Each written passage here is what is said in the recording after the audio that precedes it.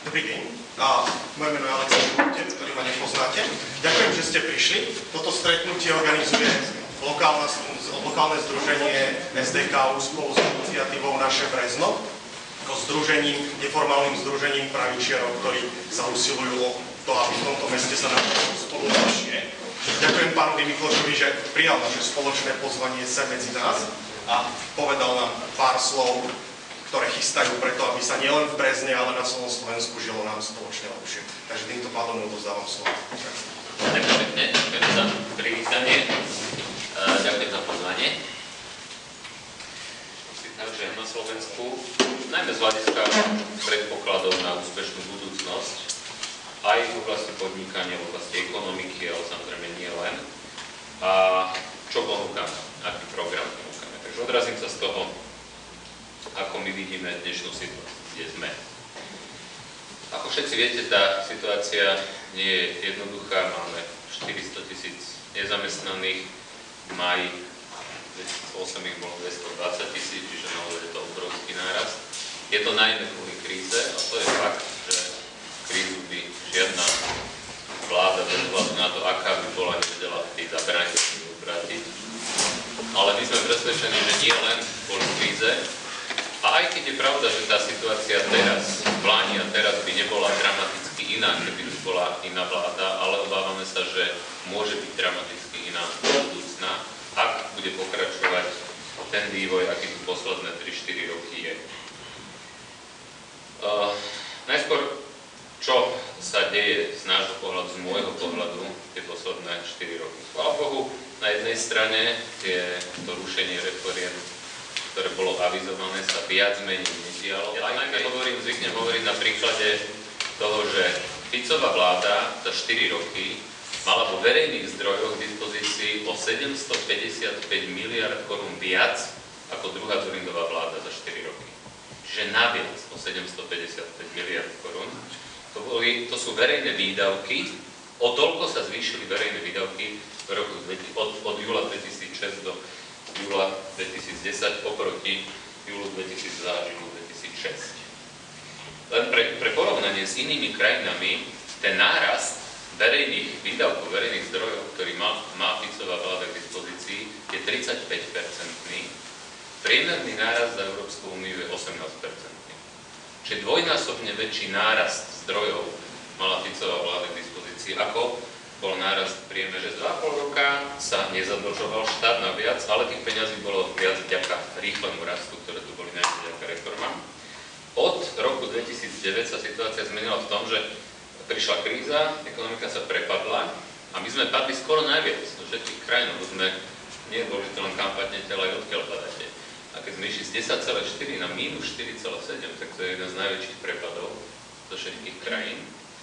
Tým pádom sa prepadli aj príjmy. Deficit v Lani, pôvodne plánovaný, bol 2,1%, skutočne bol 6,3%, najväčší.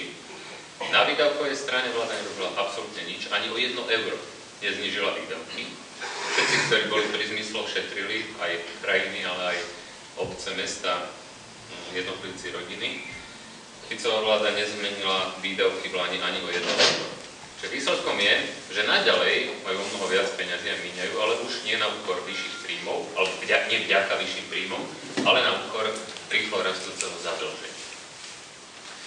Tomu zadlženiu, lebo to je jeden z bolestných problémov, alebo najskôr by som možno povedal, že čo do budúcna považujem za najdôležitejšie v ktorých troch oblastiach, a potom sa ešte vrátim, ako vyzerá tá realita.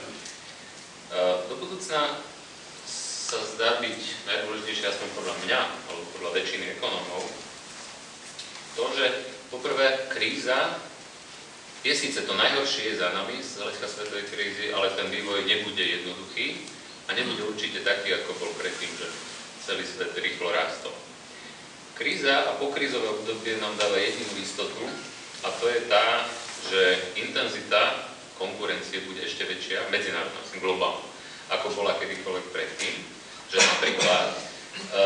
napríklad možnosti získania investícií, získania investorov budú o mnoho ťažšie, ako boli predtým. A to je logické. Kríza, vlastne globálna kríza, a stále sme ešte v takom pokrízovom období, znamená, že na svete je oveľa viac kapacít výroby služieb, ako je efektívny dopyt. Čiže sú nadmerné kapacity.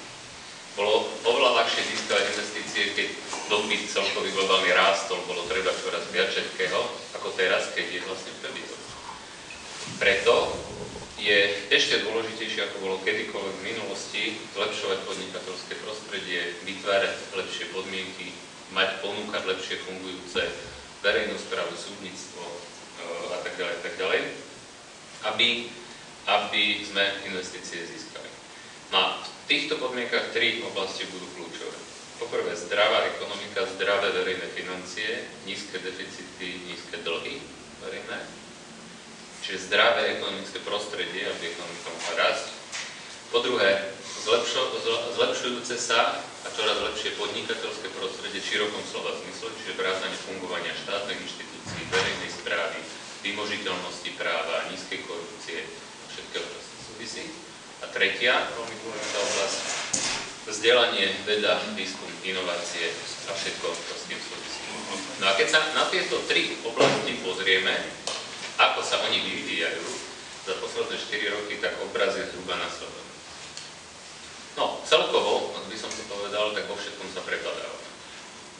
Čo sa týka verejných financií, predseda vlády sa hrdí tým, že stále máme relatívne nízky dlh. A v zásade má pravdu, keď sa porovnávame, ja neviem, Gréckom, Japonskom, ale aj Belgickom, aj Spojenými štátmi. Len problém je v tom, že máme asi najrýchlejšie rastúci verejný dlh, možno, že aj na svete.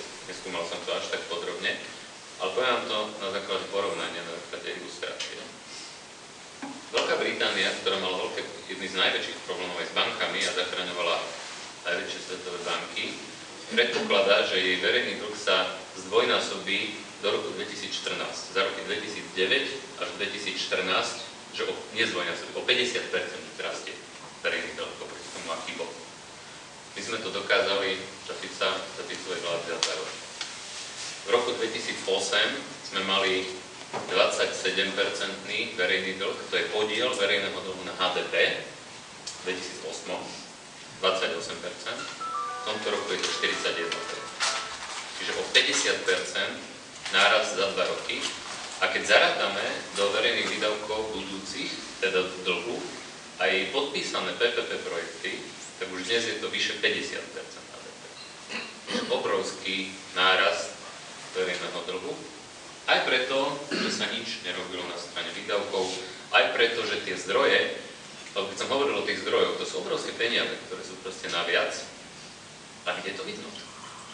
Postavili sa diaľnice, funguje lepšie zdravotníctvo, funguje lepšie verejná správa, funguje lepšie školstvo, zvýšili sa nejak zásadne platy učiteľov. Čiže obrovské peniaze, ktoré sa prehajdákali, rozplýtvali, minuli, ale bez efektu. Čiže čo sa týka zdravých verejných financií do budúcna, nevyzerá to zatiaľ dobre a tam je potrebné sa na to sústrediť. Čo sa týka podnikateľského prostredia, ste tu aj podnikatelia mnohí, nemusím vám asi dopodrobne vysvetľovať, ale to, čo je najdôležitejšie, je nielen, že sa zhoršuje podnikateľské prostredie, ale vláda sa tvári, že to nevidí a že opak je pravdou.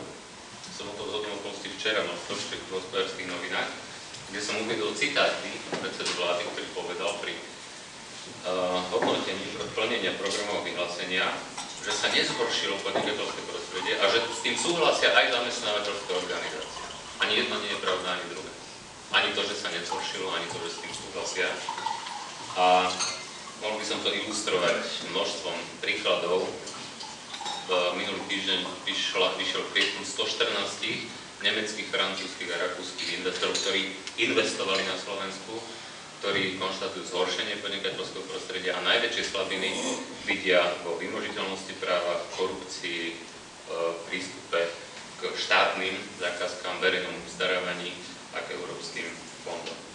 A za najväčšie pozitíva považujú ochotu ľudí pracovať, daňový systém.